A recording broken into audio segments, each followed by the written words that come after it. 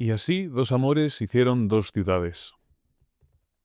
El amor de sí mismo hasta el desprecio de Dios, la terrena.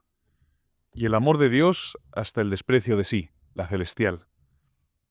La primera se gloría en sí misma, la segunda se gloría en el Señor. Aquella solicita de los hombres la gloria.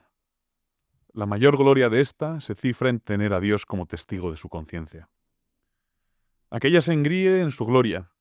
Esta dice a su Dios: Gloria mía, tú mantienes alta mi cabeza.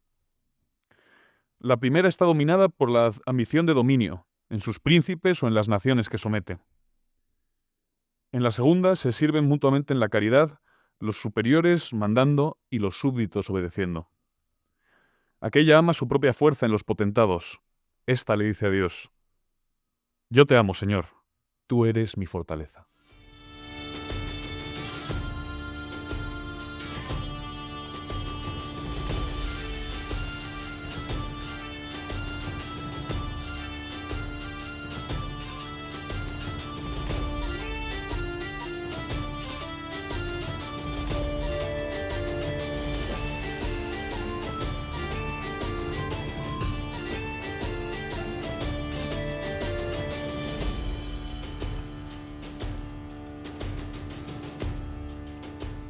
Con estas famosas palabras de San Agustín les doy la bienvenida a La Taberna Ilustrada, un programa que se funda en la convicción, diríase socrática o chestertoniana, de que conversar con amigos es una buena manera de alcanzar verdades valiosas. En esta edición de La Taberna Ilustrada conversaremos sobre un tema relevante. Conversaremos sobre el bien común. ¿En qué consiste? ¿Cuál es su naturaleza? ¿Coincide con la justicia social? ¿Es, como sostienen los liberales, apenas un mero agregado de intereses individuales? ¿Debe el poder político emanciparse del poder espiritual, del poder religioso? ¿Existe un conflicto entre el bien común y el bien individual? ¿O es apenas un falso dilema? Estas son algunas de las preguntas que les formularemos a nuestros invitados en apenas unos instantes. Pero antes me gustaría esbozar, como siempre, una mínima reflexión. Creo que debemos huir de 2 concepciones reduccionistas del bien común. De la liberal, que lo degrada a la mera suma de intereses individuales, y también de la materialista, que lo degrada a un simple bienestar. El bien común, por seguir el pensamiento agustiniano, por heredar en nosotros el pensamiento tomista, consistiría en algo así como la comunión entre gobernantes y gobernados, la comunión de los gobernados entre sí y la comunión de ambos con la realidad. Eso sería, a grandes rasgos, a mi juicio, el bien común. Introducido el tema, presentemos ahora a nuestros invitados. Don Pedro Insua, que se estrena en esta taberna. Pues encantado de estar aquí con vosotros, en esta compañía, y encantado de estrenarme ahí. Tu presencia es honrosa para este programa. Bueno, muchas gracias, ya veremos. No, teníamos ganas. Pedro se habría estrenado antes de Navidad, pero este programa que ven ustedes este domingo se tuvo que posponer por un malentendido, en realidad por culpa de mi torpeza. Con lo cual espero que me perdonen. Y que la Navidad sin Pedro no se haya hecho demasiado amarga. Javier Cribillén, tu presencia también es honrosa. Gracias, Julio. Encantado de estar una vez más aquí. ¿Es tu tercer programa consecutivo, segundo programa consecutivo? Creo que cuarto ya. Sí, no sé, voy a tener que mandarte al banquillo para que descanses. Muchas gracias por estar aquí de nuevo. A ti por invitarme. Dani de Fernando, iba a decir que tu presencia es honrosa, pero es que eso no lo sé. Siempre tienen que caerme a mí. Siempre. Gracias por invitarme, Julito. Es honrosa, no, y además luminosa también. Joder, mira qué bien. Julito está seguro. Bueno, sí, ahora. No, que Julito, a George Borrow, que me dio 1,92, los gitanos le llamaban Jorgito el inglés, el que introdujo la Biblia protestante en España. A Julito pasa, tú le llamas Julito igual, ¿no? Sí, 1,90, sí. En ese plan, ¿no? Es con la salvedad de que yo no soy protestantizante. Don Ramón Denner, tu presencia también es honrosa. Fantástico. El cuarto honroso es mejor. Gracias por estar aquí de nuevo. Un placer que me... Es tu tercer programa. Sí, tercer programa. Participaste en la Navidad, que nos quedó estupendamente. Fue un programa entrañable. Un programa entrañable que Pedro no vio porque, claro, ya sabe que lo de la Navidad no le termina de convencer. Bueno, y muchas otras cosas, pero... En fin, bueno, entremos en materia, si os parece, y entremos en materia definiendo el tema. ¿Qué es el bien común? ¿Coincide con el concepto de justicia social? ¿Cabe identificarlo con un mero bienestar material? En fin, Ramón, adelante. Pues para evitar robar el contenido al programa, que es mucho más divertido debatirlo después, voy a hacer un pequeño preámbulo de por qué surge este concepto y luego me rebaten o me complementan mis compañeros, que seguro que se lo saben mejor que yo. Vamos a empezar, yo diría, desde el autor que prácticamente funda este concepto, que es Aristóteles. Aristóteles, aunque no trabaja el tema bien común, su tema es la justicia precisamente. Luego comentaremos esa comparativa entre justicia social, que no sería una palabra suya, Claro. sino moderna, y bien común. Pero Aristóteles defiende que el ser humano, respecto al resto de animales, es el único que, al revés que el resto, no tiene fone, no tiene voz, sino que tiene logos, tiene palabra. Y porque tiene palabra y puede vehicular a través de sus sonidos lo abstracto, es decir, el animal cuando emite sonidos emite algo que en el otro animal genera una imagen: peligro, reproducción, alimento y nada más. Sin embargo, el hombre puede transmitir palabras cuyo sonido está desconectado de lo que quieren transmitir. Casa no tiene ningún tipo de relación fonética con la idea de casa, y sin embargo en todos nosotros ha surgido la imagen de casa. Y Aristóteles dice, eso que hace el logos es crear algo común. La palabra precisamente es algo común porque no está en mi cabeza, no está en la vuestra, está entre todos. Hemos emitido una idea que está entre todos. Y ese común, ese koinón, genera koinonía, genera comunidad. Y dice Aristóteles, si el ser humano se define por ser un animal lógico, un animal intelectual, un son logicón, eso quiere decir que lo común es lo que habilita su propia definición. Por tanto, a la vez que el ser humano es un animal lógico, es un animal político. Porque en lo común, la polis es lo amurallado. Polis viene de tolis, una forma arcaica de ciudad, que es lo amurallado. La acrópolis es lo elevado amurallado, lo amurallado en alto. Pues lo amurallado, lo cerrado, que es lo propiamente político. Eso, luego hablamos de Carl Schmitt, si queréis. Lo amurallado, lo cerrado, lo político es lo que permite que haya esa comunidad humana pura. Por tanto, el bien de lo político, el bien de lo común, es lo que permite que el ser humano alcance su perfección racional. A ese bien de lo político se le llama bien común. Pedro. Bueno, pues yo, tomando la palabra de Ramón, pues voy, si me permitís, a citar a Aristóteles. Bien, ¿vale? Que dice lo siguiente, digamos, la frase o texto fundacional de la idea de bien común, ¿no? Bueno, estoy de acuerdo completamente con lo que voy a decir. Y dice, todo Estado es evidentemente una asociación, y toda asociación no se forma sino en vista de algún bien, puesto que los hombres, cualesquiera que ellos sean, nunca hacen nada sino en vista de lo que les parece ser bueno. O sea, idea de bien como bien aparente, como idea regulativa, diríamos así, un poco trayendo a Kant, así, quizás un poco forzado. Es claro, por tanto, que todas las asociaciones tienden a un bien de cierta especie, todas las asociaciones, y el Estado es la asociación suprema, y que el más importante de todos los bienes debe ser el objeto de la más importante de las asociaciones, de aquella que encierra todas las demás. El Estado es la asociación que encierra todas las demás asociaciones, la familia, la empresa, etc. Y a la cual se llama precisamente Estado y asociación política. Entonces, digamos que la idea de bien común es aquella idea a la que se orienta todo Estado, como idea de bien aparente. Cualquier acción, esto es un principio platónico que sigue Aristóteles en buena medida en el Filebo de Aristóteles, de Platón. Todo hombre persigue el bien, siempre. El mal es una privación del bien, no es una sustancia en sí misma. Esto después lo trabajó muchísimo San Agustín, precisamente, contra los maniqueos, etcétera, etcétera, ¿no? Entonces, el bien es la sustancia, o, bueno, eso no se puede definir positivamente, y el mal por privación, no por negación de bien, sino por privación. Entonces, es una privación del bien debido, el mal. O sea, el mal solo se puede definir desde el biosos. Entonces, bueno, y la idea de bien común, por lo tanto, es la arquitectura misma del Estado.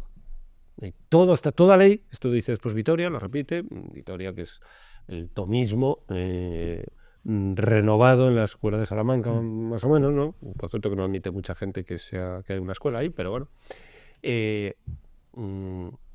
El bien común, toda ley está orientada siempre al bien común, si no es una pseudoley.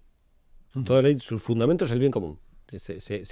Se catapulta en el bien común, siempre, toda ley está orientada al bien común.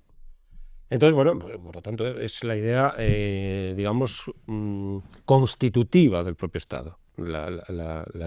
Estamos hablando del Estado civil, siempre, claro. No el Estado eclesiástico y del poder espiritual, el poder que supongo que en algún momento saldrá de allá, ¿no? Saldrá. Pero estamos hablando del poder secular, que llamamos que son las dos espadas, ¿no? La teoría de las dos espadas medieval, etcétera. Y claro, ahí ya pues hay conflictos y hay cosas entre los dos poderes, ¿no? Pero bueno, este es el texto, digamos, es el libro primero, el capítulo primero de Aristóteles. O sea, es la primera frase. Entonces, bueno, esta es un poco la frase fundacional. Bueno, adelante. O sea, yo lo que iba a decir es que en este coloquio partimos de una ventaja que es que nadie niega en realidad, en rigor, el bien común. O sea, la gente piensa que es una cosa o es otra, pero no hay nadie que lo niegue, porque si tú piensas que no hay bien común, ¿en base a qué criticas, no sé, a Orbán o a Pedro Sánchez o en base a qué apoyas a Milei? O sea, aunque seas liberal y digas que el bien común esto es una ficción y no sé qué, en base a qué escoges, ¿sabes? ¿Qué es mejor o qué es peor? Entonces, yo creo que cualquier discusión o cualquier tesis política parte ya de la existencia del bien común. La diferencia es cómo lo definimos. Y como vosotros lo habéis definido fenomenal, y estoy de acuerdo en todo y no me atrevo a tal, diría que es importante también dejar claro qué no es el bien común. O sea, aunque vaya implícito en la definición, porque claro, da lugar a muchísimos equívocos. O sea, hay gente que piensa, la doctrina liberal lo identifica con el bien individual, que en realidad es con el interés individual, ¿vale? Pero lo llaman bien individual. Y eso, al final, degrada la comunidad política y la función de la comunidad política o el objetivo de la comunidad política a una especie de promoción de la personalidad, o sea, una cosa un poco terrible. Entonces, el bien común, desde luego, no es la suma de bienes individuales, igual que uno no puede decir que el Quijote sea una suma de letras o palabras. Y tampoco es una especie de todo extraño a las partes que lo componen, ¿sabes? Que sea completamente ajeno. O sea, del mismo modo que el Quijote, digamos, no es totalmente ajeno al hombre, pero es de algún modo misterioso superior al hombre, ¿no? Entonces, esto, por decirlo y no enrollarme, diría, el bien común no es ni un bien privado, como en el primero de los casos, ni un bien público.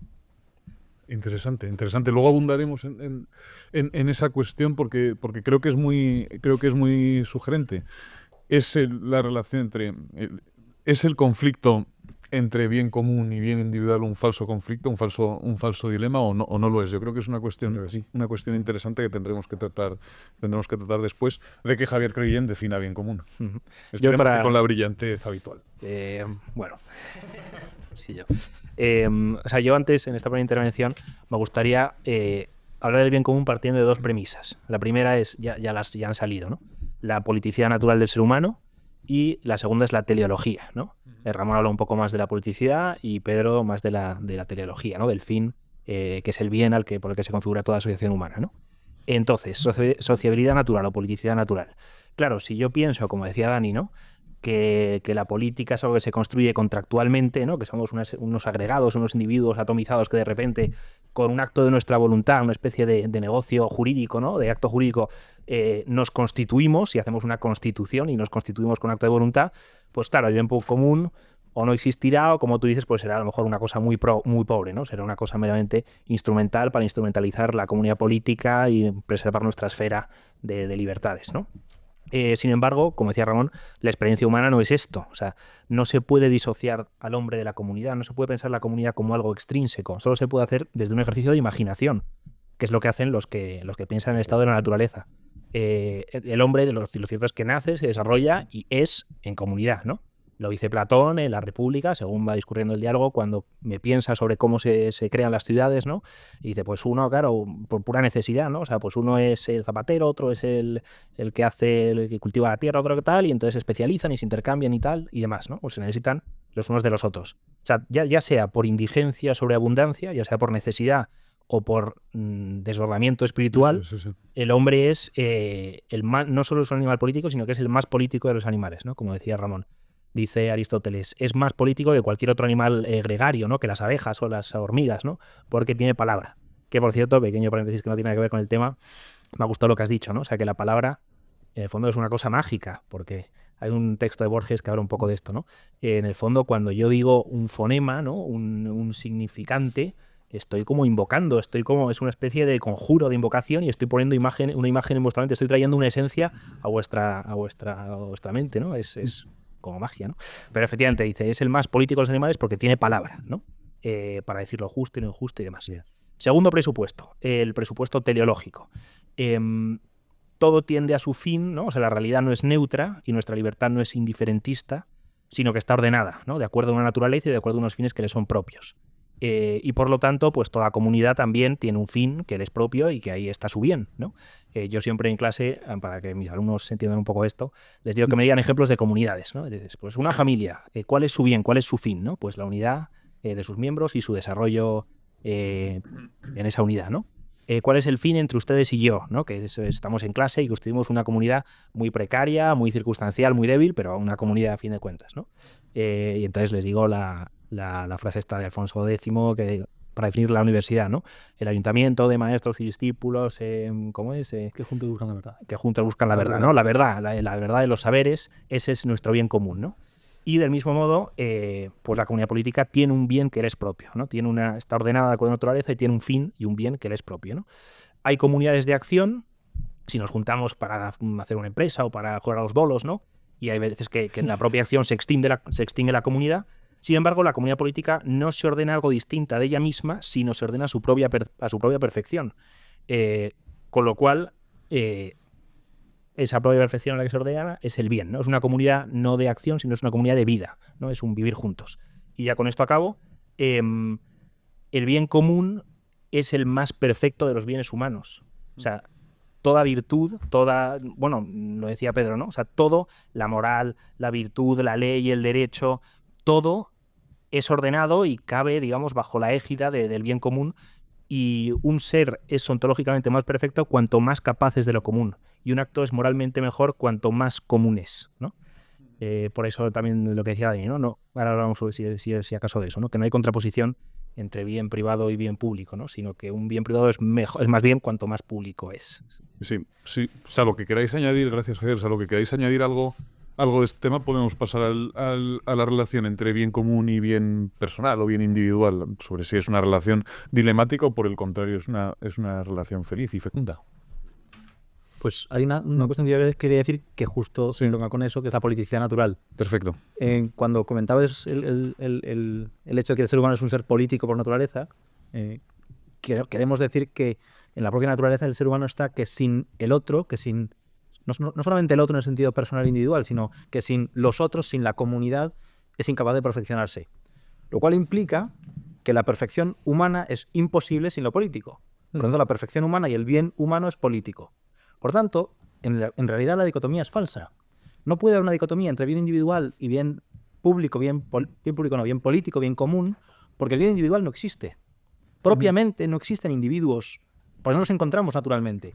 Encontramos, o sea, es lo que decía Javier, no, podemos hacer un ejercicio de imaginación y de pensar aquel individuo que vive en la estepa solo y decide... El árbol Robinson. Exacto, el Robinson Crusoe que decide unirse a otros hombres pues por un contrato social y crear el Leviatán y demás. Podemos hacer ese ejercicio como lo han hecho pues, Hobbes o Rousseau o Montesquieu o cualquiera de los contractualistas que conocemos. Podemos hacer un ejercicio de imaginación, pero propiamente ni biológica, ni psicológica, ni espiritualmente conocemos ningún ser humano que sea entitativamente individuo. Es decir, lógicamente somos una sustancia individual, somos personas, pero nunca ninguno de nosotros somos capaces de perfeccionarnos sin otro. Por tanto, el bien individual es una ficción. Claro, y cualquier sistema político que nazca de esa premisa imaginativa es necesariamente falso. Es necesariamente falso y egoísta, porque mis alumnos cuando yo lo explico, me encanta hagamos transferencia. Me parece que damos clases ahí fantásticas, pero con un bodrio. Que nadie nos escucha. No, pero yo digo, mi bien individual sería comer el máximo posible de lechugas, pues, o de mejor, ahí pongo la imagen de lechugas para unos, entrecots para otros. Mi bien personal sería comer el máximo posible de entrecots dentro de mis capacidades, pero comerme 200 entrecots si yo pudiera, sí, eso sería mi bien individual. No, y entonces, claro, yo debo sacrificar una parte de mi bien individual, que sería comerme 200 entrecots, por el bien común, entonces me como solamente uno. Falso, porque en ningún momento de mi vida tengo esa capacidad de aspirar al máximo, porque ese máximo me está vetado por la propia realidad. Pero la realidad es política y por lo tanto no tengo esa posibilidad de decir ¿qué hubiera hecho yo sin el bien común? no existiría, no solamente individual. De hecho, va a salir mucho Aristóteles, me temo, pero la frase esa que dice en la política de quien no me acuerdo literalmente, pero quien no necesita de la comunidad no es un humano, sino una bestia o una bestia o un dios. Justo antes de la... Esa es muy buena. O sea, efectivamente va de suyo. O sea, es lo propio del hombre. O sea, no puedes abstraerlo de eso.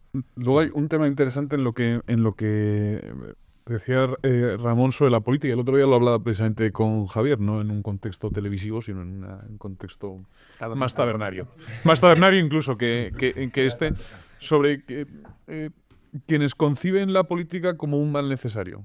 Un mal necesario orientado exclusivamente a la neutralización del conflicto. Bueno, esas Dios, claro, es todo claro. Bueno, eso es San Agustín, ¿eh? Y San Agustín en cierta manera. Vale. Eso es. Como la política es más que eso, es un bien necesario para el desarrollo Es del un hombre. producto del pecado y de la superación del Claro. pecado, por lo tanto. Cosa que Santo Tomás no. Santo Tomás explica muy bien, Claro. dice, es fruto del pecado, en efecto, la contención de la violencia. Claro, la Contención del coerción. pecado. Pero es la vis coercitiva que tiene el príncipe. Pero el príncipe también tiene vis directiva. Sí, porque sí. toda comunidad humana debe dirigirse hacia el fin, no solamente porque el fin sea importante, sino porque el fin es lo primero. Aristóteles en la poética dice, el fin es lo principal en todo.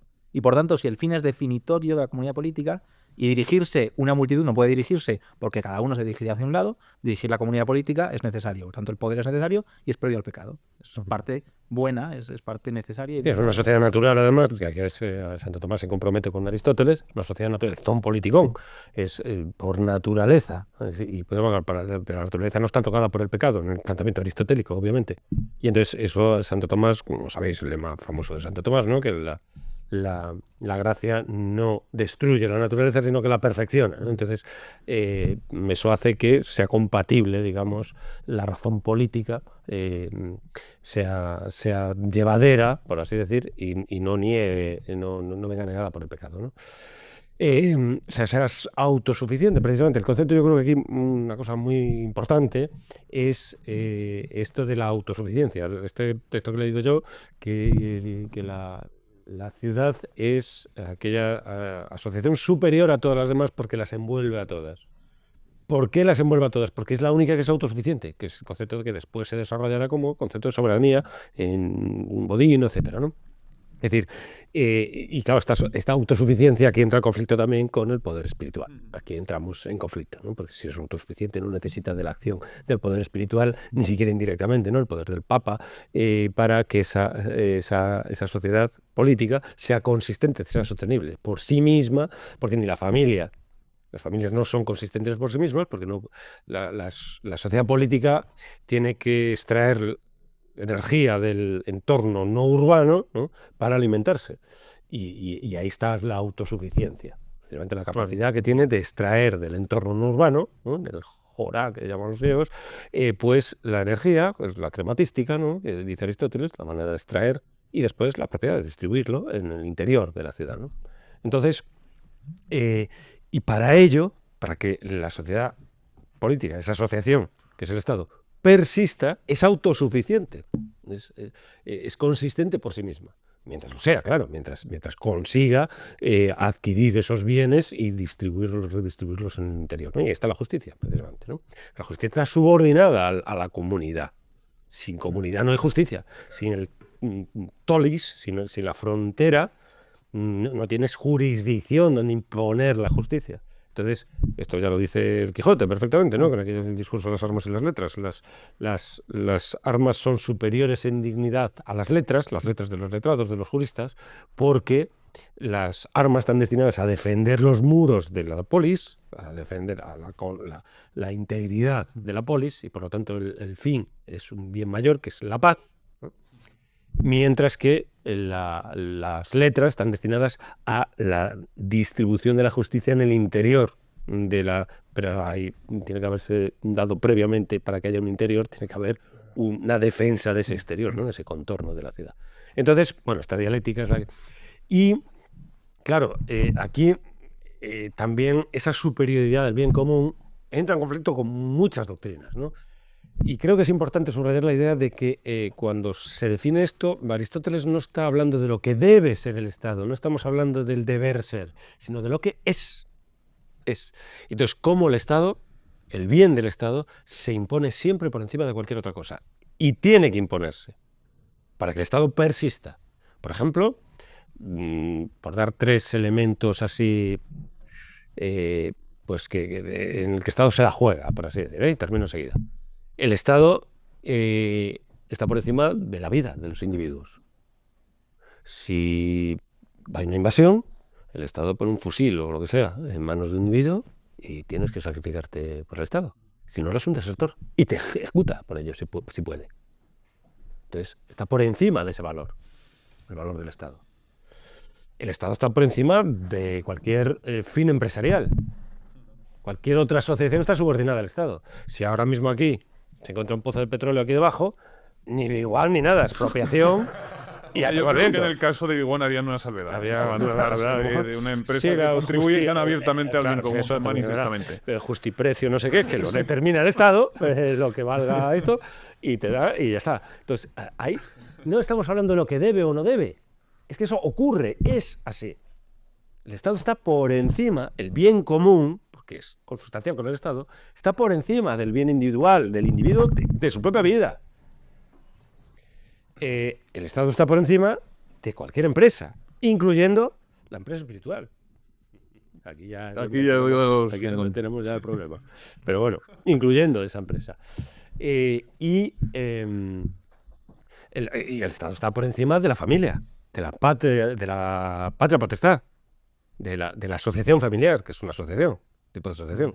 Es decir, si hay un maltrato en el seno de la familia por parte de un individuo sobre otro, por ejemplo, un padre que maltrata a un hijo, el Estado dice, se te acabó la patria potestad. Y ahora pongo un tutor. Y se acabó. Está por encima de la familia. O sea, la asociación estatal es la asociación por antonomasia, es el todo que es anterior a las partes, que dice Aristóteles. Ese todo es anterior a las partes.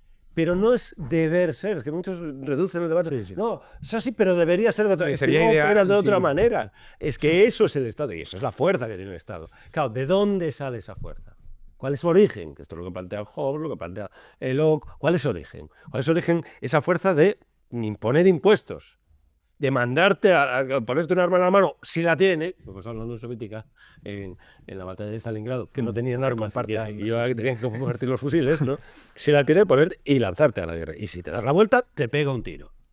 Entonces, ese poder, que es el poder soberano del Estado, voy a poner el disfraz de Carl Smith, ese poder tan potente, ¿de dónde sale? ¿Dónde sale? ¿De dónde sale?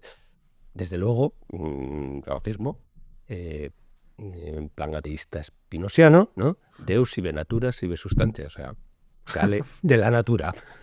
De la natura, no puede salir de otro sitio. Entonces la propia organización, asociación humana, por supuesto, de la antropología. El Estado sale de la antropología y no hay más cera que la que arde. Y la antropología sale de la zoología.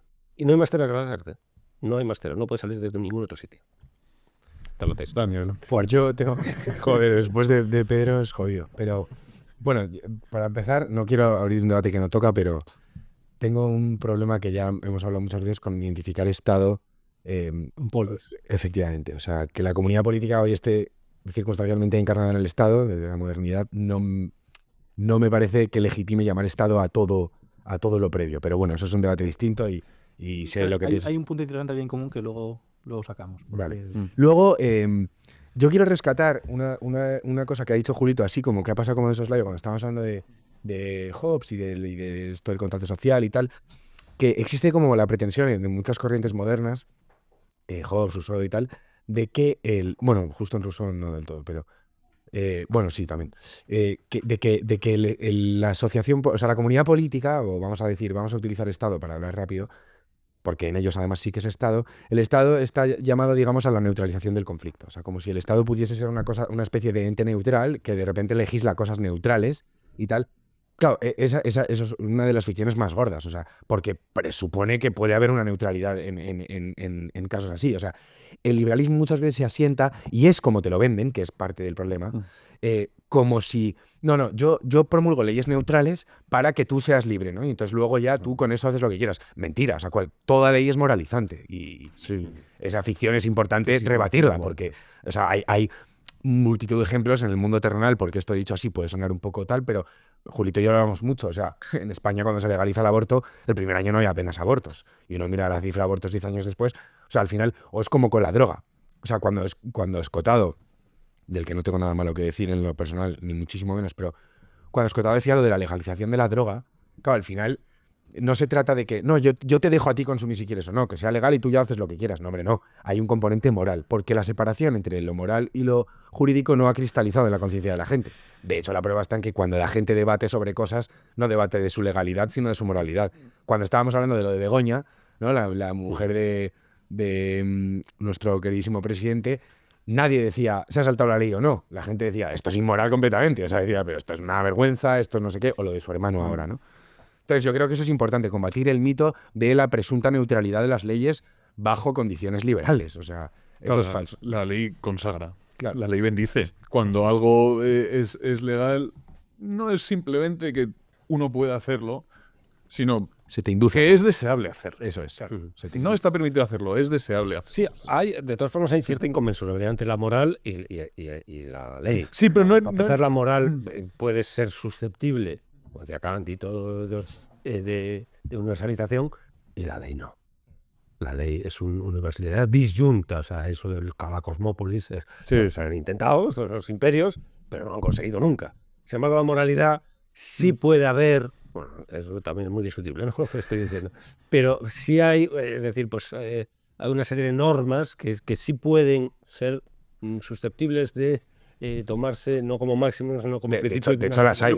De hecho las hay. O sea, no hay ninguna sociedad, da igual cuál cojas, que haya, por ejemplo, o que venere a un traidor. Son traidor, por ejemplo. Que venere a un traidor no hay ninguna. O sea, ninguna. En toda la historia. Da igual que sea una tribu Tiene amazónica. mucho que ver con el bien común, precisamente. Claro, efectivamente, porque atenta contra el bien más importante. Claro. Luego hay un tema interesante porque... Creo que se está riendo mucho. ¿Por qué te ríes tanto? No. Di Julio, porque te voy a poner un pase en profundidad para que tú remates a gol, a pesar de que no seas futbolero. No, en lo que decía Pedro sobre la primacía de lo estatal, de lo político sobre... Claro, yo pensaba en la posible conciliación de eso con el principio de subsidiariedad. El poder se transfiere de abajo hacia arriba o se impone de abajo hacia arriba o se impone de arriba a abajo. Entonces, creo que Crevi puede responder a esta cuestión y le convino hacerlo porque yo no lo haría con su brillantez, con su lucidez y luego que aparte que digas lo que quieras, pero me preocupa eso, o sea, cómo conciliar con el principio de subsidiariedad que yo acepto como verdadero. Porque de hecho el Estado en esos casos, en caso de que el padre no se comporte como debe, solo interviene subsidiariamente. Solo es posible, solo es deseable que el Estado intervenga en caso de que el padre violente los deberes que tiene con su hijo. Bueno, no me alargues tanto, Julio, que me cuesta mucho defenderme de las calumnias.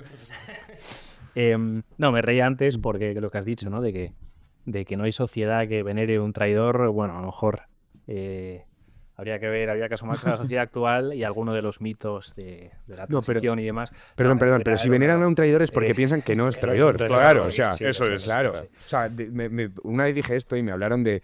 nunca sé cómo se llama, lo cita mucho Fernando Paz, el ejemplo. Este niño de la Unión Soviética que se supone que denunció a su madre por robar trigo.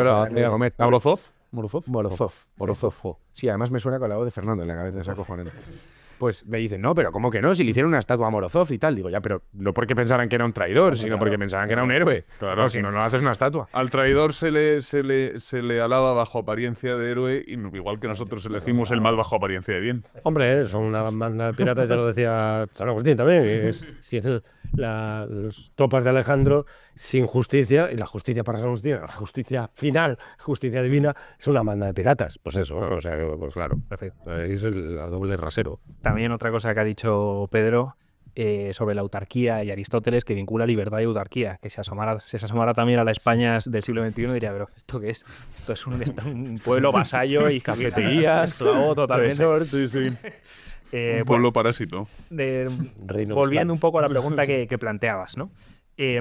La modernidad lo que hace es que separa, aísla, desquicia y contrapone categorías que antes estaban integradas y unidas, ¿no? Entonces, por ejemplo, bueno, y plantea todo tipo de falsos debates, pues eso, o eres o individualista o colectivista, o del Estado, o liberal o comunista, o que te planta como ante debates, ante falsas dicotomías, ¿no?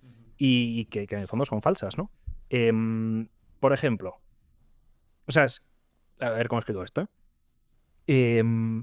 si uno entiende el individuo como algo extrínseco a la comunidad política y la comunidad política como algo extrínseco al individuo y que el individuo se incorpora a ella mediante un acto de voluntad o no, en el fondo lo que ya no es una cosa complementaria y que sucede al mismo tiempo, sino que uno tiene que instrumentalizar a la otra. Entonces ahí se te plantea ante esta falsa dicotomía, ¿no? O estás en el totalitarismo o la comunidad instrumentaliza al individuo, ¿no? Es decir, el Estado es, esto lo explica muy bien Cruz Prados, que para mí es el mejor teórico en español que hay ahora mismo, y entonces él dice, ¿no?, que en el totalitarismo el Estado es hipostasiado y persigue un fin, que ya no es el bien común, sino que es un fin extrapolítico, que está más allá de la política, es un fin escatológico de culminación de la historia, casi religioso, y instrumentaliza al individuo en la consecución de ese fin, ¿no? El individuo es como una cosa distinta del Estado y del fin y lo usa pues como un engranaje. La renuncia de la razón, que decía efectivamente. Hegel. Y esto, para una concepción de bien común, esto no puede ser, porque el bien común no puede lograrse en detrimento de una persona, porque el bien común incluye la plenitud de la persona, o sea, la persona está incluida en el bien común. O sea, se entiende como el Eso decía Pedro en las familias. Al final, las familias conforman esa comunidad política. No hay una oposición ahí en te oprime. Y por otra parte, el otro polo en el que te lanzan es el individualismo, ¿no? Que se piensa el individuo, ya hemos hablado, ¿no?, como una especie de ente aislado, abstracto, al margen de su realidad, de la realidad misma, de los vínculos y de todo. Y entonces la polis ya no es una comunidad de vida, sino que se convierte en la garante de esas individualidades y en la que compagina una pluralidad de proyectos vitales de libre desarrollo de la personalidad, de soberanos absolutos y demás, ¿no? Con lo cual, pues la comunidad es instrumentalizada por el individuo. ¿Pero qué pasa? Que el Estado al final lo que hace es garantizar esa individualidad y ese desarrollo de la personalidad, y para ello va erosionando todos los vínculos comunes reales y los va sustituyendo, con lo cual se da la paradoja que el individualismo acaba redundando en más Estado, acaba dejando solo al individuo contra el Estado, ¿no? Porque el Estado suplanta y monopoliza lo común, ¿no? En el fondo, ambas, ya digo, o sea, es que no hay que elegir entre las dos, son dos formas de mecanicismo en el que la política se entendía como máquina, ¿no? El individualismo es la política como sistema, la política como, desde un racionalismo, lo que era la divinidad del deísmo, ¿no? Ese dios relojero que hace como una máquina del mundo y yo descifro sus leyes y las categorizo, pues se aplica a la política, ¿no? Y entonces la política es un sistema y siempre es un sistema, da igual la materia humana o la naturaleza, sino que todo se reduce a hacer un sistema, digamos, como si yo fuera el relojero de la política, ¿no? Y efectivamente. Y esto está en todo, en 1000 autores, ¿no? Por ejemplo, Rawls es muy eso, ¿no? Es el sistema. Pues si yo se me ha ocurrido un sistema muy bueno para nivelar el campo y la justicia como equidad y demás, ¿no? Mientras que el totalitarismo es lo mismo, aunque se persigue una especie de fin casi místico, pero en el fondo es como hacer un sistema o entender que se está descifrando las leyes propias de la historia, de una historia determinista, y el individuo es una especie de engranaje en ese rodar de la historia, en la consecución de este fin. Pero hay que salirse de esa dicotomía, porque el bien común es otra cosa. De otras formas, pero la cuestión que planteaba es si era subsidiario el Estado. Vamos a ver, Aristóteles dice lo siguiente, como en verdad, citamos a alguien porque entendemos que no debe haber beligerancia o para ir contra él. Entonces, dice que en el Estado, la asociación superior a cualquier otra, lo que acabamos de leer, ¿no?, hay dos acciones de naturaleza política. Dentro del Estado se hacen muchas acciones, pero no son de naturaleza política. Comer, una acción que tiene seno del Estado, pero no es de naturaleza política. Dos, que son mandar y obedecer. Y las dos son poderes. Esto es importantísimo. O sea, el poder no solo está en el mando, Claro. también está en la obediencia. Sí. Entonces, vamos al libro de Labotti, ¿no? La obediencia voluntaria, ¿no? Entonces, el obedecer es un poder, porque siempre puedes no hacerlo. Claro. Puedes desertar en un ejército, y eso tiene, si consigues, o en una huelga, dejar de trabajar. Es decir, hay deberes que en un Estado tienes que cumplir, pero puedes revolverte contra ellos, y así se producen transformaciones que Aristóteles llamó de revolución, ¿no? Clasificó ya distintos tipos de revolución, ¿no? Las que iban a la constitución del Estado, que eran transformaciones revolucionarias totales, ¿no? O las que a fragmentos del Estado, ¿no? Por ejemplo, pues un golpe de Estado sería que derrocas un gobierno, sería una revolución parcial para Aristóteles, ¿no? Que no transformas la naturaleza constitucional del Estado. Entonces, pues no hay subsidiariedad, digamos, según este concepto. Es decir, el poder político no está en manos, no está monopolizado por el mando, sino que el poder político está distribuido en todo el Estado. Todos participan, digamos, por utilizar este concepto platónico, ¿no? Participan del Estado, absolutamente todos. El que manda y el que obedece, los dos. Es muy importante esto, porque en líneas generales, esto Gustavo Bueno, que es mi referente aquí, bueno, en todo,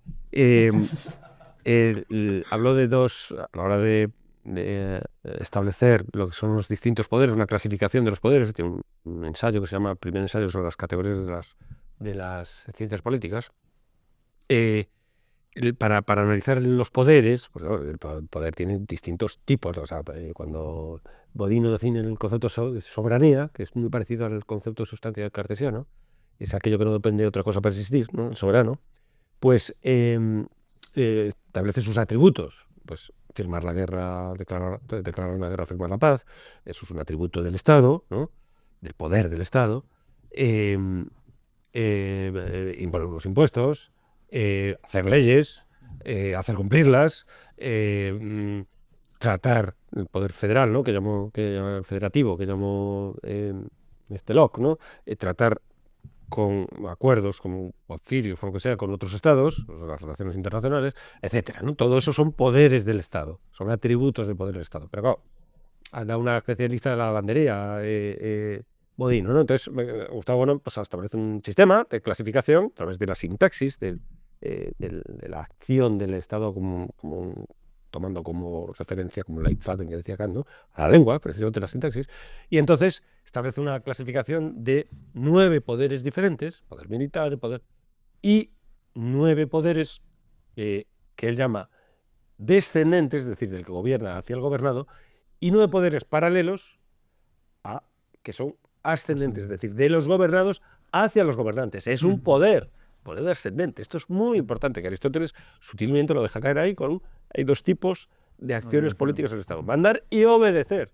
Obedecer es tan político, la naturaleza tan política y tan poderosa como mandar. Ramón y después Dani. Dos Y ya cambiamos de tema. que me parecen interesantes, para que no se olviden. Una es el Estado y otra es Bodino. Respecto del Estado hay una cosa muy interesante, y es lo que comentaba antes Dani: el uso del valor Estado, refiriéndonos a Aristóteles, tiene el peligro de obviar una cuestión que a mí me parece muy interesante que discutamos, y es el cambio del bien común al bien del Estado, y si es lo mismo o no. Eso es interesante. Refiriendo a lo siguiente, para Tomás Aquino, lo político, siendo central y necesario, el son político es la definición de ser humano, es sin embargo un accidente. Lo político es accidental, como la razón del ser humano es accidental porque es una potencia. Pues lo político es accidental porque define que es ontológicamente una sustancia, es aquello que es en sí mismo, y accidental es lo que es en otro. Cuando Hobbes escribe el Leviatán, hace un cambio muy curioso, y es lo que comentabas de hipostasiar el Estado, que es sustantivizar el Estado. Es decir, en Hobbes, lo que crean los individuos que se ponen de acuerdo y otorgan a ese Deus Mortalis, a esa máquina, a ese mecanismo, a ese Leviatán, que cuando lo ves en el dibujo está formado por personitas, sí, pero que sin embargo tiene en sus manos el báculo eclesiástico y la espada, por decirles, lo es todo, es crear un ser nuevo, un ser con sustancia propia. Es decir, el Estado tiene sustancia propia, mientras que la comunidad política que está pensando Aquino, y que probablemente estuviera pensando Aristóteles, ¿hasta qué punto tiene sustancia propia? Claro, es imposible disociar bien común de bienes personales, de los bienes que componen la comunidad política, cuando la comunidad política es accidental. Pero cuando la comunidad política se ha convertido en un ser distinto, Está muy bien, sí. ahí ya no es tan necesario vincular el bien del Estado, que puede ser opresor, que puede ser destructivo, frente a los bienes personales, más que individuales, personales. Y la segunda cuestión, la de Bodino. Bodino está muy en línea con esto, porque cuando Bodino escribe los 6 libros de la República, claro, la gente piensa que la novedad de Bodino es decir que la soberanía implica una superioridad del... Claro, que a todo esto Bodino está defendiendo la soberanía no de un Estado, sino de un monarca, de una persona, del rey. Y además en un contexto burocrático, y él es jurista de la Corte de París, por lo tanto es un contexto en el siglo XVI burocrático francés, parisino, muy específico. Es decir, ¿cómo consigo que mi rey tenga el respaldo filosófico? Teológico no, porque Bodino es un claro ejemplo, si no de ateo, por lo menos de un deísta con unas, claramente no cristiano. Botino era claramente... Eso es dudoso, pero bueno. No, sí, discutir. en sus cartas es muy claro en que él no tiene ninguna creencia ni en la encarnación ni en la Trinidad. Es decir, Era por eso, pero eso no quiere decir que no sea cristiano. cristiano sí. Otra cosa es que no sea, que Sí, sea que ateo. no, que- O sea, que teísta sí, es, pero cristiano si no crees en la Trinidad y en el Evangelio. Poco Es católico, pero no cristiano. Bueno, es una discusión muy interesante. Pero bueno, la cuestión, que yo me voy si no. Que lo que Bodino defiende no es que el rey sea el máximo poder o la cabeza del poder, o incluso que el rey esté exento de unos poderes superiores, porque eso ya lo encontramos en el derecho romano, eso ya lo encontramos en algunas máximas del digesto, lo encontramos en algunas premisas medievales de algunos reyes que pretenden ser cabeza, de estar exentos de imperio.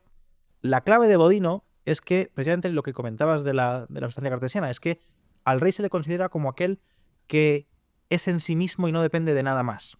Y por lo tanto el rey está por encima del orden. Está por encima, es decir, el rey medieval, el rey en Aquino, el rey, pues... Toda la nobleza, se están poniendo a raya la nobleza, es lo que creo yo, lo que quiere. Sí, pero a todo, porque este intento francés viene de antes, viene de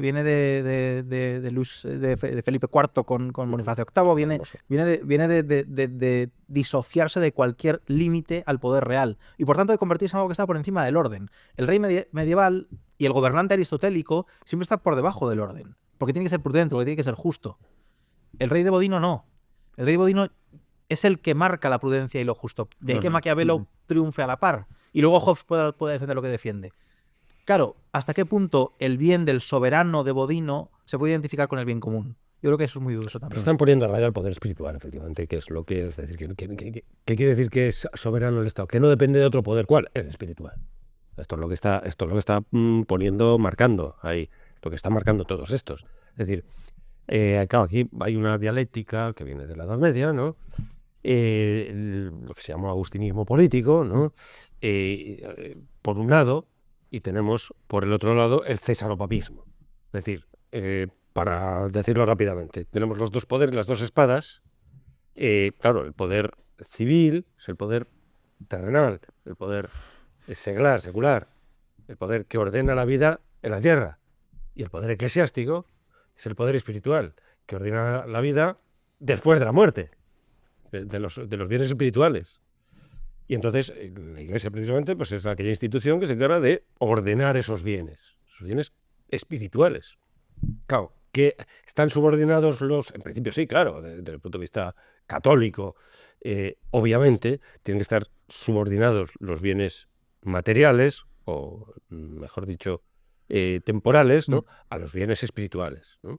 Bienes eternos, porque la vida después de la muerte es eterna, la otra es temporal. Pero hay una salvedad, que, por ejemplo, para Aquino, el poder temporal no tiene que estar subordinado al poder espiritual en lo potestativo. Ahora voy. Entonces, hay dos extremos en este posicionamiento. Aquel que entiende, es el llamado cesaropapismo, ¿no? Que entiende que el poder civil absorbe el poder espiritual, pues, ejemplo, Enrique VIII. el rey de Inglaterra, Enrique VIII, los reyes de Inglaterra, ahora mismo Carlos III, ¿no? Es el jefe como rey, es el jefe de la Iglesia anglicana, es el papa de la Iglesia anglicana. Entonces, es el cesaropapismo llamado, ¿no? Y después tenemos cesaropapismo que tiene su origen más o menos en el Imperio Bizantino y sobre todo la interpretación posterior en Carlomagno, etc. Y después tenemos el agustinismo político como el otro extremo, es decir, aquel de consideración que entiende que el bien, el poder espiritual, el poder temporal está absorbido por el espiritual. Y entonces, que es pues el poder del Papa está por encima del poder temporal. Entonces el Papa impone a los reyes, que es pues el famoso donación de Constantino, ¿no? Que fue un fraude, ¿no? Que se inventaron los emperadores de Pipino el Breve y tal, el padre de Carlomagno, sobre todo para dar poder al imperio carolingio, porque el imperio bizantino no hacía caso al Papa cuando estaban amenazados por los longobardos, ¿no? por la invasión bárbara. Entonces dio al imperio y se inventaron el truco, digámoslo así, de que el poder temporal procedía del poder espiritual, del papado, ¿no? Por donación de Constantino. Constantino, el primer emperador cristiano, da el poder temporal, poder del imperio, se lo da a los papas para que los papas lo distribuyan. Asunto que llega hasta Napoleón, cuando es impuesto por el papado, ¿no? Napoleón, para que con la salud de que Napoleón coge la corona y se la pone, como todos sabemos, ¿no? Cosa que hizo Alfonso X también, porque Alfonso X mantenía raya, no estaba en la tesis del César, del agustinismo político. Entonces tenemos esos dos extremos, la absorción del poder espiritual por el temporal, cesaropapismo, y la absorción del poder espiritual, del temporal por el espiritual. Santo Tomás de Aquino precisamente está en el medio. Es decir, no admite ninguno de estos posicionamientos. Entonces, el poder temporal, porque es producto de la razón, tiene su jurisdicción, la independencia de la razón respecto de la fe. Esto es muy importante. Esto es tan importante que América es producto de esto. Es decir, esa independencia tomista. El tomismo supone una revolución en este aspecto absoluta y total. Que la razón tiene sus propios mecanismos. Porque si para que opere la razón, como decía San Agustín, tuviera que estar iluminada por la fe, la razón política de los estados previos al nacimiento de Cristo serían todos injustos. El nacimiento de Cristo suspendería los estados, la justicia de los estados previos. Todos estarían torcidos, todos serían estados despóticos, absolutamente todos, incluyendo el romano, que era de heredero. Entonces, deslegitimaría absolutamente todos los estados previos. Si el poder... esto es muy importante, porque la razón política tiene su independencia respecto a la fe. Claro, cuando llegan los españoles a América y hay allí organizaciones políticas, gracias al tomismo se le reconoce propiedad de sus territorios, se le reconoce como reinos, y entonces no se les puede expropiar, no se les puede... primero, son hombres, son políticos, y entonces hacen un tipo de justicia determinado, aunque no tienen fe.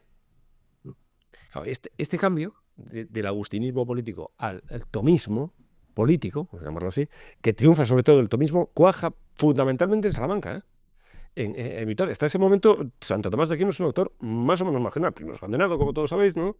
Por parte de la Iglesia, sobre todo británica, ¿no? de los obispos británicos, por averroísta, ¿no? Y después convertido en doctor de la Iglesia, pero no es un autor... la doctrina tomista cuaja en la Escuela de Salamanca, en Vitoria, particularmente. ¿No? Entonces, claro, esta relación que Bodino trata de independizar el poder político respecto al eclesiástico, porque esto es una dialéctica que existe, o sea, que algunos, digamos,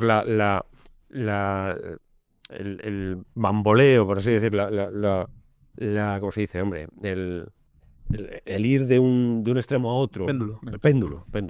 El ir pendularmente, considerando pues las tesis más cercanas al cesaropapismo o más cercanas al agustinismo político, o quedarse en posiciones intermedias, son posicionamientos que se han dado pues, a lo largo de la historia. El conciliarismo, por ejemplo, en Francia, que es una cosa parecida pues, es el concilio que absorbe el poder eclesiástico, y no...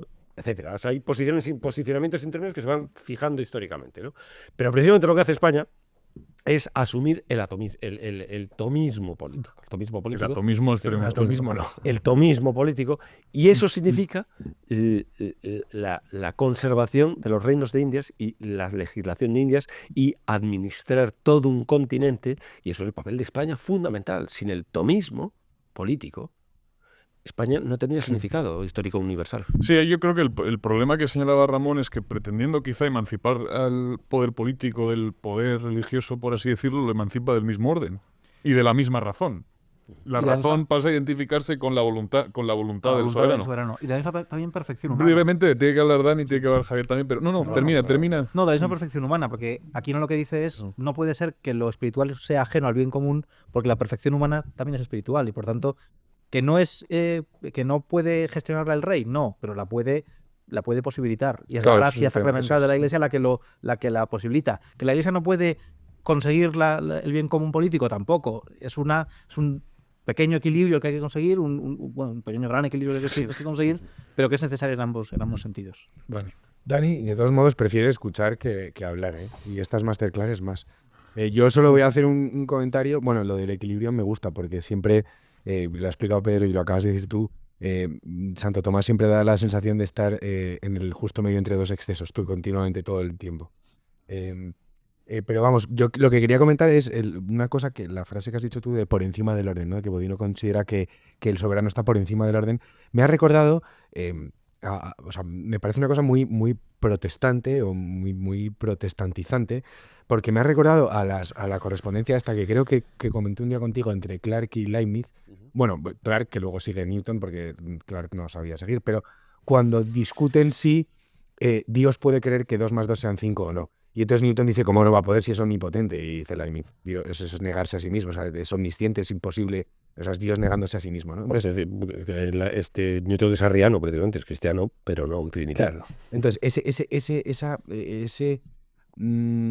ese imponer por encima del orden, esa voluntad por encima del orden, que atraviesa toda la modernidad, desde el contrato social, vamos, es que hay un trazo que es muy, muy evidente de seguir. Por eso, esto es otro tema, pero por eso creo que la posmodernidad, que lo hablamos aquí un día, es la consecuencia lógica de la modernidad, o sea, es la cristalización. O sea, ahora cuando ves tú esto de, no, yo si me siento mujer, soy mujer, eso es una imposición de tu voluntad por encima del orden natural de las cosas, ¿no? Entonces, ese imponer por encima del orden, esa voluntad todopoderosa que altera incluso la naturaleza de la realidad, de las cosas, etcétera, incluso altera la moralidad de los actos, porque para mucha gente un acto no es bueno o malo en sí mismo, sino en función de si lo deseas o no. O sea, hay gente para la que esclavizar a alguien no está mal si ese quiere ser esclavizado. O sea, Pero eso es heredero del Dios voluntarista de Guillermo de Ockham. efectivamente.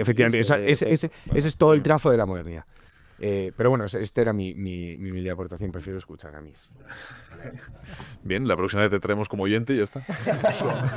Lo estás deseando. Lo estás Por deseando. Dios. No, vale, si os parece, como hemos polemizado poco, yo pensaba que con Pedro ibais a polemizar más, pero Pedro pisaba hurgaba en una herida y vosotros os acogíais el... Yo iba a entrar ahora, pero... Claro, mira, joder, es lo que...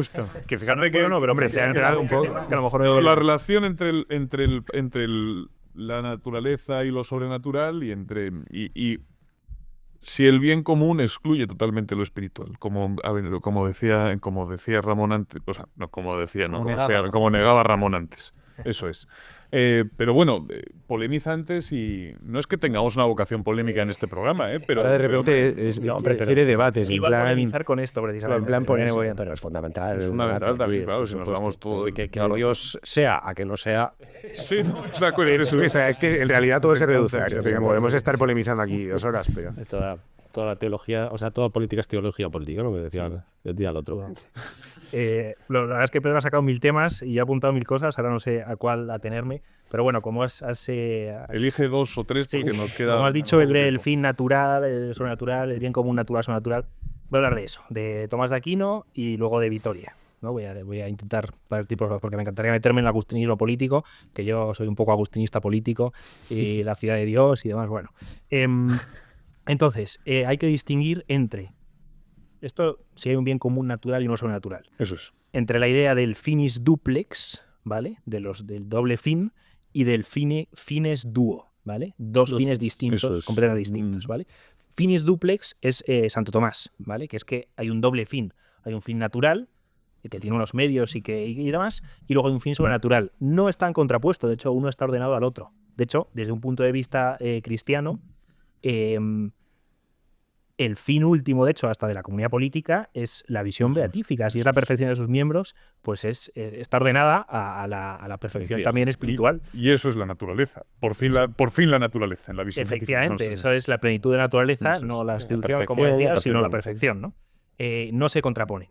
Distinto es fines dúo, ¿no? Que hay 2 fines distintos y diferenciados, ¿no? De Ockham, por ejemplo, o de Dante. Es una cosa Dante incluso, ¿no? Sí. muy humanista, ¿no?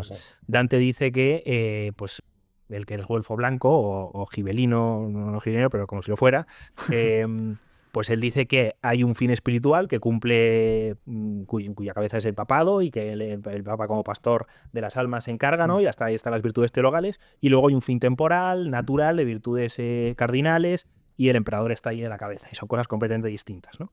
Entonces, pues yo creo que aquí la posición efectivamente es la de Santo Tomás.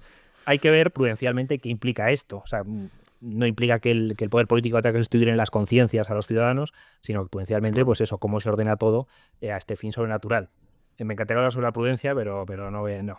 Paso a Francisco de Vitoria. La doble verdad, perdona, es el debate de la doble verdad, pero en terreno político. Justo, efectivamente. En cuanto a Francisco de Vitoria y si existe un bien común universal y demás, ¿no?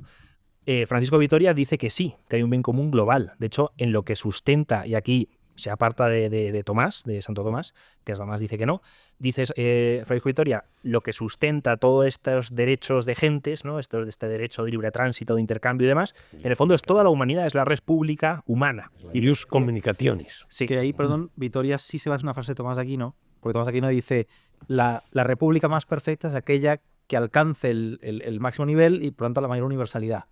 Y entonces dice Vitoria, por tanto, la república humana... Claro, Tomás de Aquino en realidad se está refiriendo a la Iglesia. Claro. Que es la única república que puede alcanzar universalidad, porque lo político no lo puede, por su propia definición. Acabo. Pero sí, efectivamente, saca un poco de contexto. Bueno, están muy bien apuntados. ¿Qué pasa? Para el bien común global o universal no existe porque no es suficientemente común. O sea, pasa lo mismo con el derecho. El derecho presupone una cierta amistad civil, una determinación afable de lo tuyo y de lo mío, o si no un tercero imparcial, una autoridad que los dos reconocemos. Cuando hay demasiada lejanía, cuando el derecho es muy complicado que suceda, ¿no? De hecho, pues eso, los derechos humanos en el fondo no son tanto derechos, sino son aspiraciones morales de lo que nos gustaría, ¿no? Y por eso lo firman pues Arabia Saudí o lo que sea y ya está, ¿no? Y no pasa nada. Y con el bien común pasa lo mismo, ¿no? O sea, el bien común universal es una especie también de aspiración moral de lo que nos gustaría que pasara, pues como cuando eres niño y en el Día de la Paz, pues ahí pintas con tus manos palomas de la paz y deseas la paz mundial, ¿no? Sería algo así. Sí que puede existir un bien común universal, recojo tu cita, ¿no? de Tomás de Aquino, que sería la Iglesia o sería ese bien común universal, digamos ya sobrenatural, pero para eso hace falta la fe, ¿no? Ya sería otro tema. De hecho, Donoso, por ejemplo, con esto acabo, ¿no? Donoso Cortés dice que los ilustrados, ¿no? Cuando habla del socialismo, del liberalismo, desechan las comunidades naturales, digamos, más intuitivas, como la familia o la patria, y sin embargo fundan su política en la categoría de humanidad. Y a mí esto pues me extraña mucho, ¿no? Porque es algo que ya me cuesta, yo que tengo fe, ya me cuesta entender, ¿no? Y lo dice como muy gracioso, ¿no? Me asombra, yo que estoy acostumbrado por mi fe a creer cosas que no comprendo, ¿no? Entonces sí, ese bien común no es suficientemente común si es universal y sí puede serlo, digamos, cuando hay algo que lo trasciende, un bien común espiritual. Claro, el bien común espiritual no es bien común. Se viene de la cabeza que es Cristo, que sí que es una entidad en sí misma. No es bien común propiamente, no es político el bien de la Iglesia. Sí, No, pero hay una cosa muy importante, voy a polemizar con este asunto. Precisamente la fe no es común y la razón sí.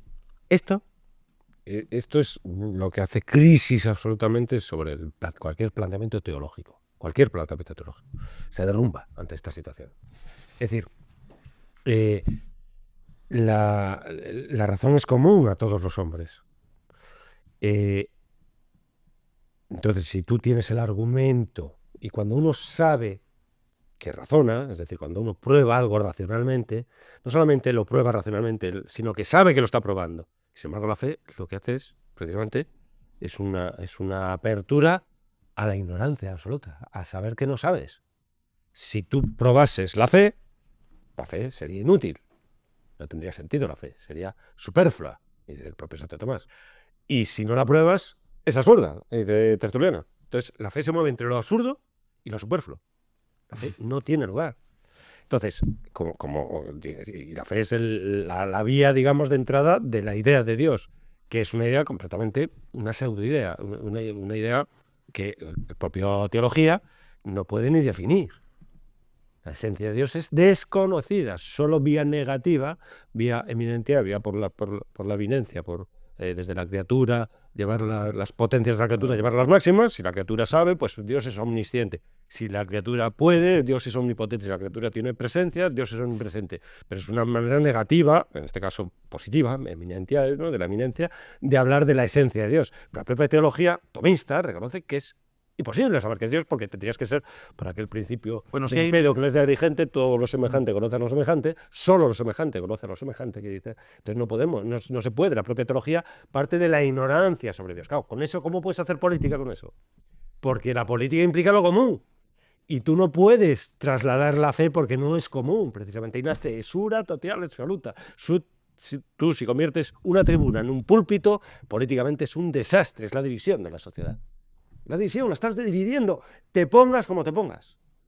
Porque ya no estás hablando para todos.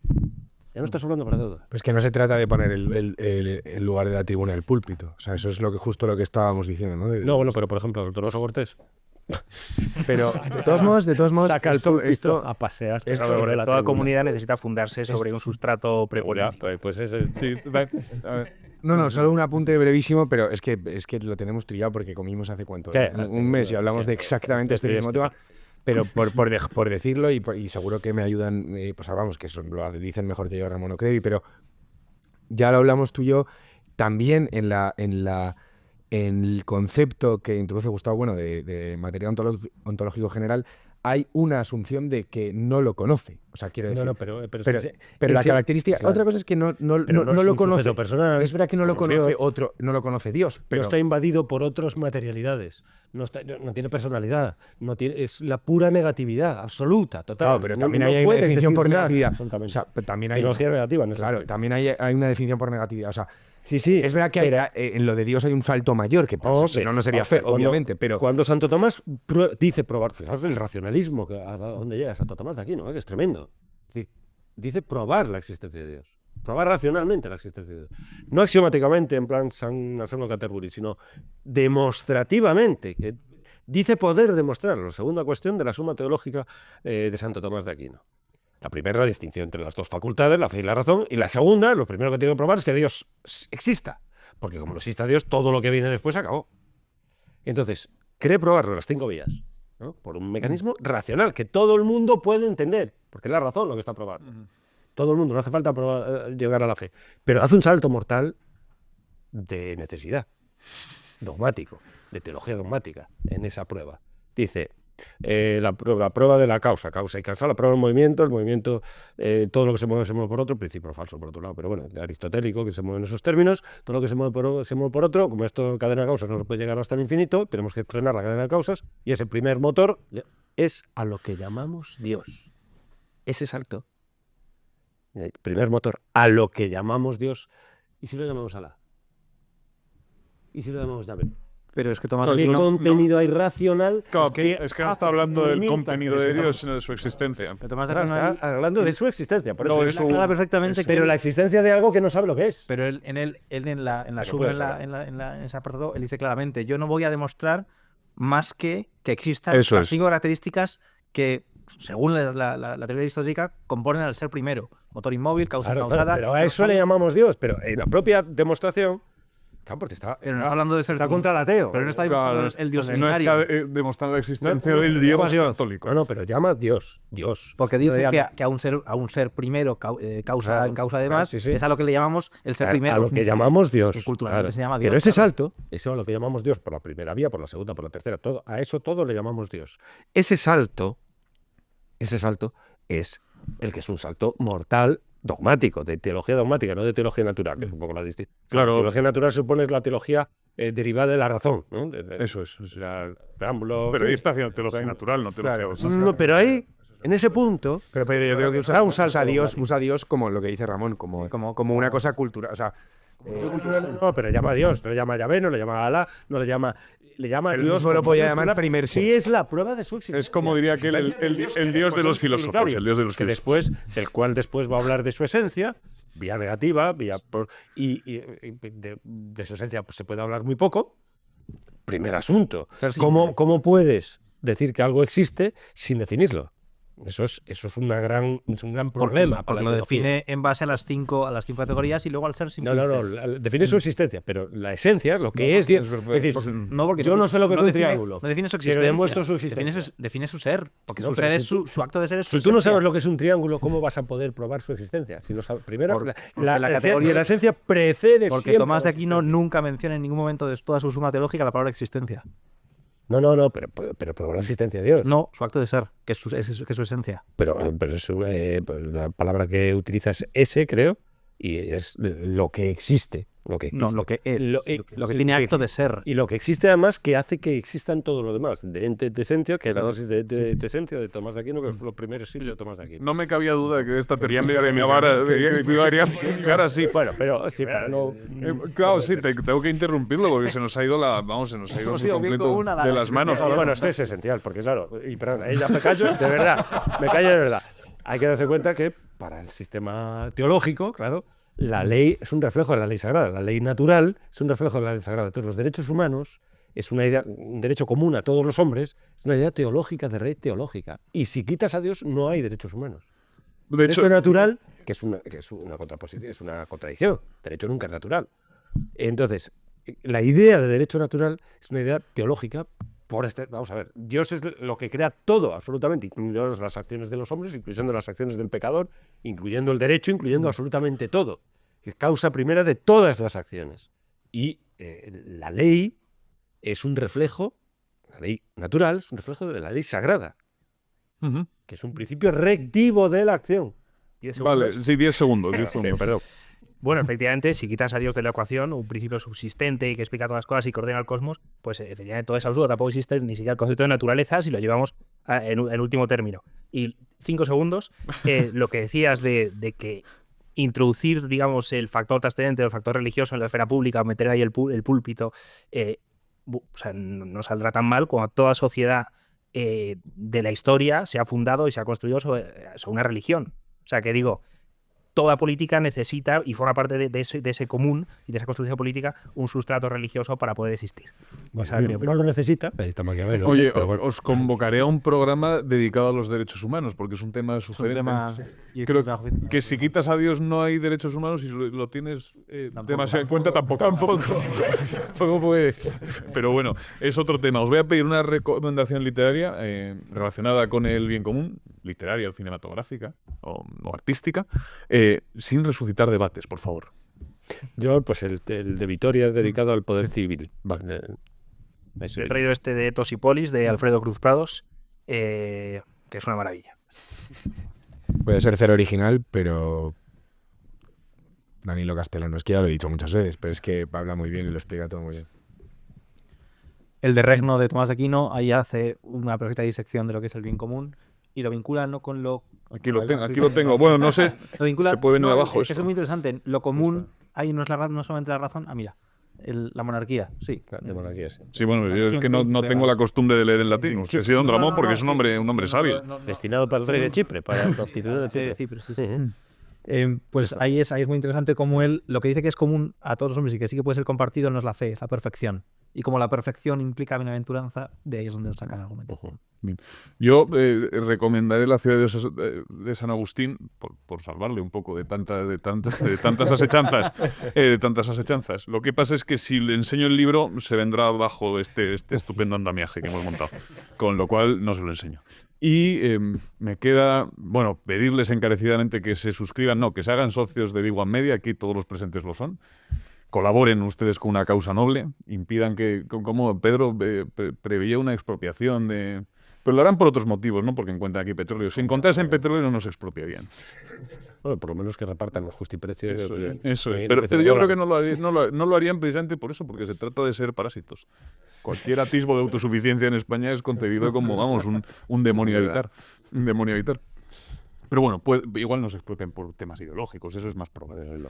Colaboren ustedes con una buena causa y nada, solo me queda despedir a Ramón de Mer, gracias por tu lucidez una vez más, a Daniel Fernando, gracias por tu lucidez una vez más, Javier Guillén, gracias por tu lucidez y tu brillantez y todo. A ti te voy a colmar de elogios porque como te ruborizan. Y gracias Pedro Insua por tu lucidez también. Bueno, gracias a ti. Gracias también a todos ustedes por habernos aguantado con ese estoicismo. Nos encontramos dentro de 2 domingos aquí en Big One.